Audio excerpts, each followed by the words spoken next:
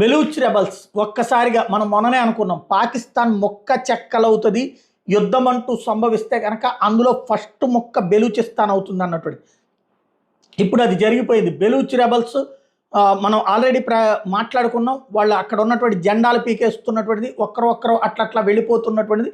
ఓవరాల్గా బెలూచ్ రెబల్స్ కొద్దిసేపటి క్రితం అక్కడ మిగిలిపోయినటువంటి పాకిస్తాన్ సైనికులు ప్రాణాలు తీసి క్వెట్టా నగరం వరకు స్వాధీనం చేసేసుకున్నారు. అలాగే టోటల్గా బెలూచిస్తాన్ అనేటటువంటి ప్రాంతాన్ని ప్రత్యేక దేశంగా ప్రకటించేసుకున్నారు. పాకిస్తాన్తో సంబంధం లేదని, ఒకప్పుడు తమ దేశాన్ని ఆక్రమించుకున్నటువంటి దేశాన్ని విముక్తి చేసుకున్నామని చెప్పి ఇకపైన బెలూచ్ అనేటటువంటిది ప్రత్యేక దేశం అన్నటువంటి ప్రకటన చేయడం అన్నటువంటిది ఇక్కడ కీలకమైనది. క్వెట్టా రాజధానిగా తమ దేశం సాగుతుంది అన్నటువంటి ప్రకటన చేయడం అన్నటువంటిది సంచలనాత్మకమైనది. పాకిస్తాన్ ఒక మొక్క చెక్క అయింది. ఇంకా కాసేపు అయితే తెహ్రీక్ తాలిబాన్ వాళ్ళు అక్కడ కూడా ఏమైనా చేస్తారేమో చూడాలి.